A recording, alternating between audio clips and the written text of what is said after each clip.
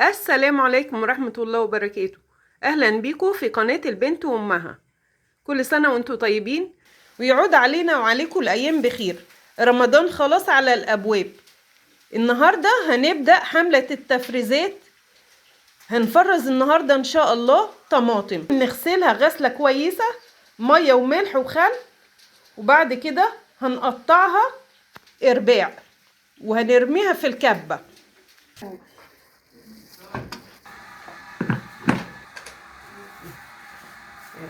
نقول بسم الله.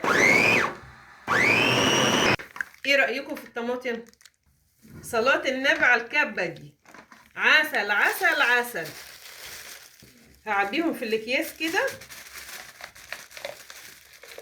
ايه رأيكم في الصلصة بتاعتي؟ نزلت السوق اتسوقت، كل يوم بجيب شوية واشيلهم على قد ما اقدر اشيل. كل ما بنزل بجيب شوية على قدية، من هنا لغاية رمضان اكون كملت كل الكمية اللي انا هستخدمها في رمضان. وجبت كمان شوال مكرونة 10 كيلو، وجبت شوال دقيق 10 كيلو، وجبت لفة رز 10 اكياس رز،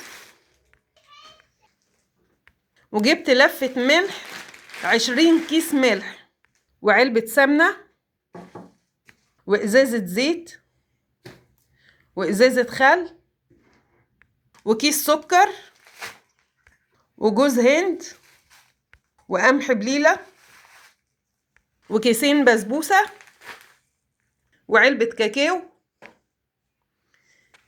ايه رأيكم في المشتريات؟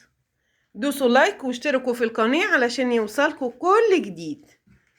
و2 ملح، طمان عسل اسود، وجبت كمان فول علشان ندمسه، وجبت فول مدشوش وكرات، وعملت طعمية علشان اشيلها رمضان برضو.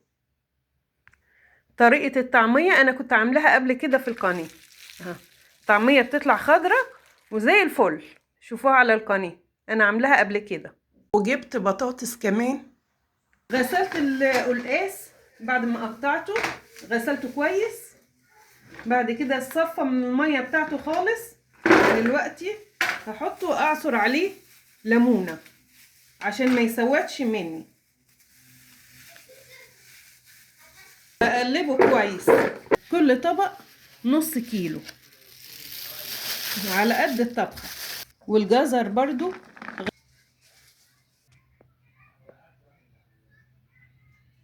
للسلطة. القشرة الخفيفة دي شايفين، بديل الفانيليا، تتنشف وتطحن مع سكر وتتحط للكيكات، تدي ريحة وطعم خطير.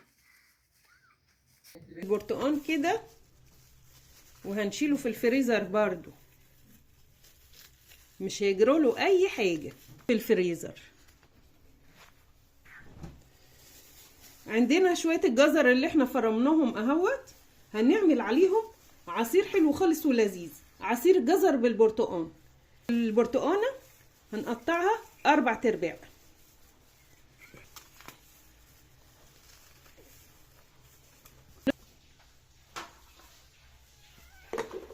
ايه رأيكم في عصير جزر بالبرتقان؟ هيبقى مكعبات زي مكعبات التلج. كل مكعب هنطلعه بالشوكة وهنحطه في كوباية مية بسكر، يبقى وفر علينا وقت ومجهود. نرفعهم في الفريزر كمان. ايه رأيكم في العصير بتاعي؟ دوسوا لايك واشتركوا في القناة علشان يوصلكوا كل جديد، وخدوا لفة في القناة برضو علشان فيها حاجات حلوة مفيدة هتفيدكوا. وجبت 5 كيلو بسلة وكزبرة خضراء وجزر وطماطم. هفصص البسلة واغسلها وانشفها كويس من المية، وهعبيها في الاطباق الفل. حمست الفول وعبيته، وعبيت اكياس الصلصة. بعد كده خضرة وحطيتها في الاطباق الفل كده.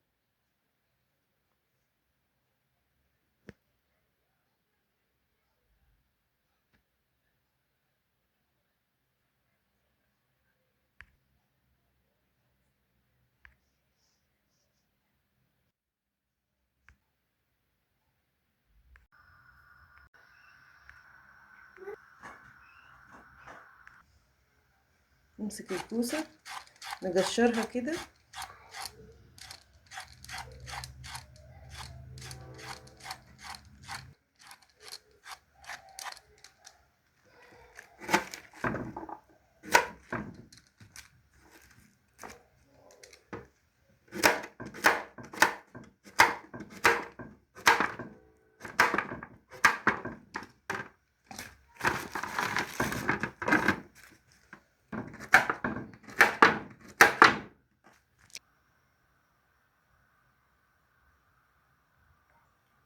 ايه رأيكم في الكوسة؟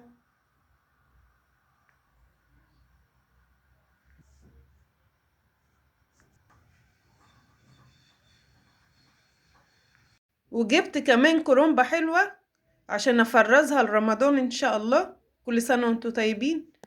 والخضرة بتاعتها اهوت، وقرنين فلفل حلوين. هنفرز كمان قرنبيط.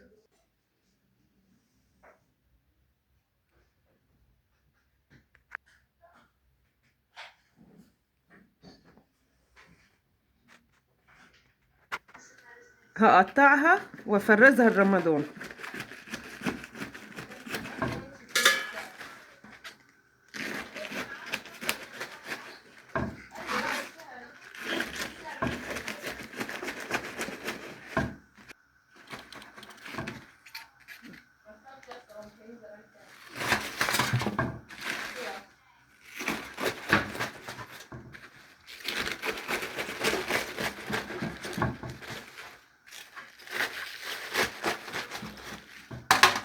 وغليت ميه هسلقها فيها. احط الكرومبه في الميه المغليه،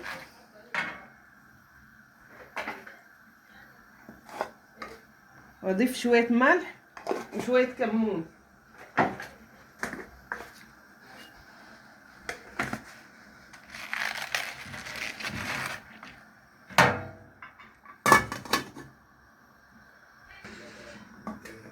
دقيقتين بس واطلع الكرومبه بتاعتي واصفيها كويس في المصفى.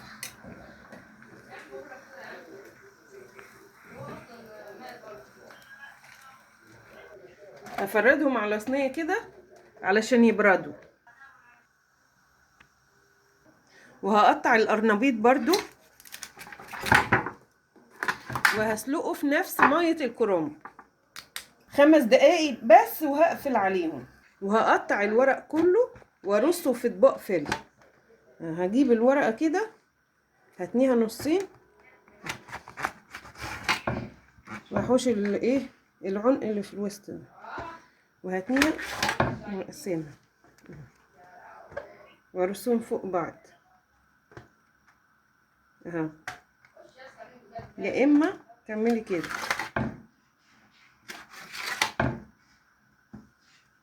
وتتني الورقه كده تطبقيها،